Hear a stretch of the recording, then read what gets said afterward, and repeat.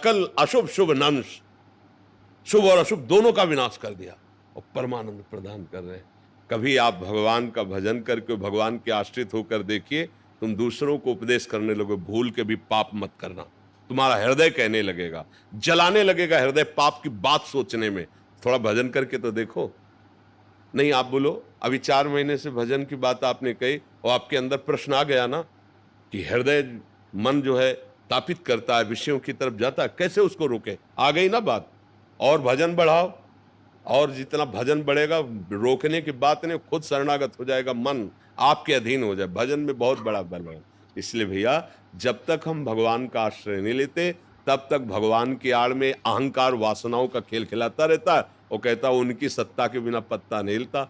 तो भैया, तो आप ये भी समझ लो कि उन्हीं की सत्ता में नर्क बना हुआ है, उन्हीं की सत्ता में बड़े बड़े रोग बने हुए, उन्हीं की सत्ता में बड़े बड़े कानून बने हुए। जब डंडा चलेगा ना तो उन्हीं की सत्ता से पत्ता हिल रहा है, डंडा वाला। जब डंडा चल रहा है ना तो उन्हीं के साथ अब राजी रहो ना। तब हे भगवान ऐसा क्यों कर दिया? क्योंकि तुमने जब किया तब भगवान की याद की थी क्या? तब तो अब चतुराई बहुत है, चतुराई बहुत है बुद्धि में, लेकिन पापाचरण करने की, पापाचरण से बचने के लिए है। यही तो बात है। अगर उनको समझाने की कोशिश करो तो बड़े चतुर बनते हैं। अपने दोषों को छुपाने की, अरे नहीं, दोष नष्ट करने के लिए बुद्धि होती है। विवेक धारण करके दोषों का त्याग करो। पर अपने लोग क्या करते हैं, चोरों को अपने अंदर घर में बड़े गुप्त स्थान से छुपाते। हम लोग इतने चतुर हैं कि अपने नाश करने वाले गंदे विचारों को बड़े छुपा के रखते हैं।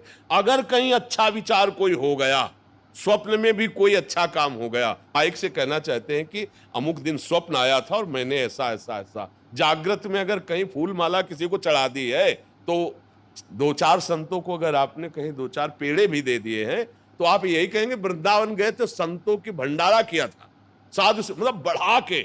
और जो अंदर गंदा नाश करने वाले उनको बिल्कुल छुपा के। तो बुद्धि कहां चतुर है? गंदे लोगों को अंदर रखोगे तो गंदगी ही बढ़ेगी। ये गंदे विचार गंदे लोग की तरह है, काम क्रोध लोभ मोह मद मत्सर। तू कामी पुरुष है। नहीं नहीं, मैं कामी कैसे हो सकता हूं? छुपा लिया ना। नहीं नहीं, हाँ प्रभु आपकी दृष्टि बहुत सही है। मैं जिसे आज तक मित्र समझ रहा था और दुश्मन की तरह मेरा नाश कर रहा था, प्रभु इसको कैसे मिटाऊं? अब बताओ, मेरे घर में आ गए हैं, कैसे मिटाऊं?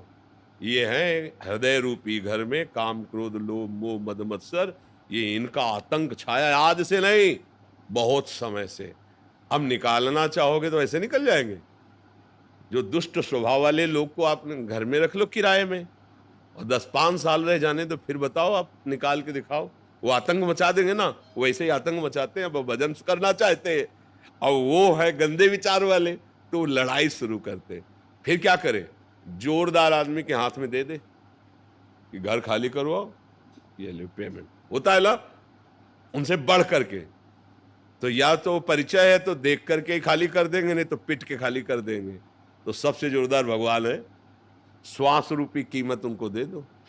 ये जो श्वास है, राधा राधा राधा राधा, सब खाली हो जाएगा हृदय। कोई काम क्रोध लोभ मोह मद मत्सर नहीं है, ये सब विकार नष्ट हो जाएंगे। आवागमन से मुक्त, परम शांत, परम सुख में हो जाएंगे। नीलेश जी, राधे महाराज